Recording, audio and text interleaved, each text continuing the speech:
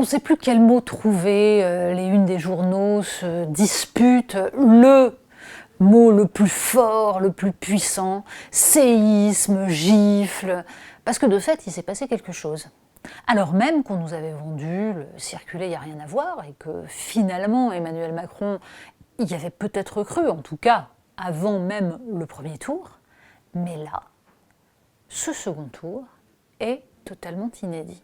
Inédit à plusieurs points de vue. D'abord, par tout simplement le ratage des médias. Ce ne sont pas les sondages qui se sont trompés, ce sont bien les médias qui n'ont pas vu ce qui se passait à bas bruit dans le pays, trop occupés qu'ils étaient à ne regarder que le coup de génie de Jean-Luc Mélenchon.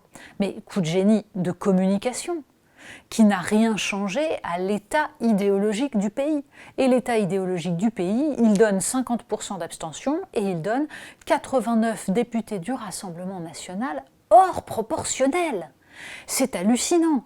C'est-à-dire qu'on a le nombre de députés Rassemblement national qu'on devrait avoir avec un scrutin proportionnel, mais dans un scrutin majoritaire à 2 tours. Alors pourquoi ? Il y a l'explication technique. Dans une tripartition des votants, tel qu'on l'observe, tel que l'a entériné la présidentielle, avec 3 blocs dont chacun déteste les 2 autres, il ne peut plus y avoir de front républicain, il ne peut plus y avoir donc de report de voix véritablement anticipable. Et du coup, on se retrouve avec des duels très difficiles à prévoir et des bascules telles qu'on en a eu là. Mais ce serait un peu facile de s'arrêter à cet élément technique qui permettrait de se dire que bon, tout cela est conjoncturel et que non, il n'y a pas une poussée du Rassemblement national. Bien sûr que si, qu'il y en a une.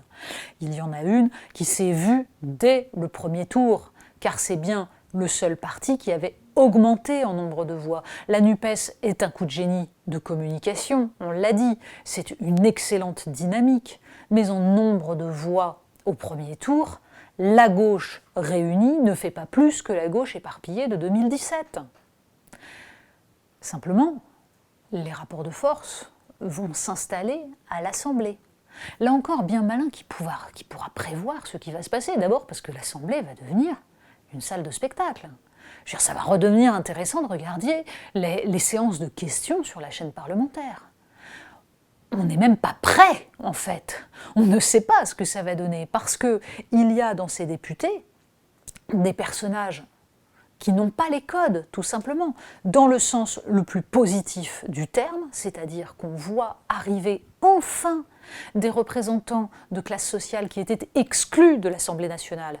Et tous les médias, une fois de plus, se sont focalisés sur Rachel Keke, tout à fait admirable, femme de chambre élue de la NUPES, en oubliant qu'il y a une femme de chambre élue par le Rassemblement national.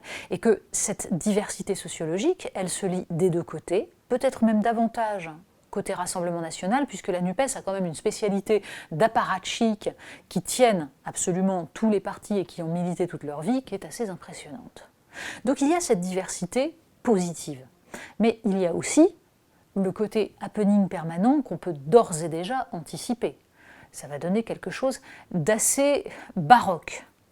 Pour autant, ceux qui parlent d'une chambre ingouvernable, oui, de fait, toute la question est de savoir comment on va s'habituer petit à petit, d'abord à ce principe d'une majorité relative, mais qui va obliger à discuter de chaque texte, à avoir de véritables débats politiques. Ensuite, en effet, la question sera de savoir si ce quinquennat d'Emmanuel Macron est un quinquennat mort-né. Si il va y avoir des réformes, dans quel sens elles iront, qui va réussir à orienter la machine derrière cela, puisque ça, ce sera de la cuisine politique, mais qui aura un impact direct sur notre vie à tous. Mais derrière cela, il y a ce que nous raconte ce bouleversement de la vie politique. Il y a la colère profonde qui se lie et qui a permis au peuple français de transformer un scrutin uninominal à 2 tours en une proportionnelle. Il en faut de la colère pour aboutir à ce résultat électoral. Il en faut de l'exaspération. Et ça nous rappelle quoi? Ça nous rappelle qu'Emmanuel Macron a vécu un premier quinquennat dans lequel il a déstabilisé absolument tout. Les Gilets jaunes en ont été évidemment la manifestation la plus immense, la plus énorme. Enfin, il faut se souvenir tout de même de cette semaine entre le 1er et le 8 décembre 2018, où les institutions ont tremblé. Tout cela a été effacé. Pourquoi? Parce que le bazar, la déstabilisation a été masqué par un bazar, une déstabilisation extérieure, le Covid, puis la guerre en Ukraine. Et donc on a pu oublier à quel point le pays était au bord de l'explosion. Pas seulement à cause d'Emmanuel Macron, mais en tout cas, il a aidé. Ce que nous voyons, c'est la facture de tout cela. C'est le résultat de ça, que les citoyens français, eux, n'ont pas oublié. Alors, est-ce que la conséquence, ce sera la suite des Gilets jaunes? Ou est-ce qu'au contraire, tout cela va ressurgir dans l'Assemblée nationale? Ça, on ne peut pas le savoir. En revanche, il va falloir à un moment donné comprendre que derrière les apparences, celles notamment du discours médiatique, qui se contentent en effet de regarder ceux qui font campagne, ceux qui font de l'agitation, ceux qui votent dans le bon sens, il y a tout ce peuple qui ne dit rien, qui ravale sa colère, son exaspération, qui n'a aucune envie d'adhérer ni au néolibéralisme, ni au gauchisme culturel, mais qui, à un moment donné, attend quelque chose. Pas forcément ce que propose le Rassemblement national, parce que sinon il y aurait davantage de voix pour le Rassemblement national et Marine Le Pen n'aurait pas perdu l'élection présidentielle, mais qui attend que quelque chose se passe qui corresponde à ce besoin de protection, de maîtrise, que pour l'instant aucun parti politique n'est capable de lui offrir.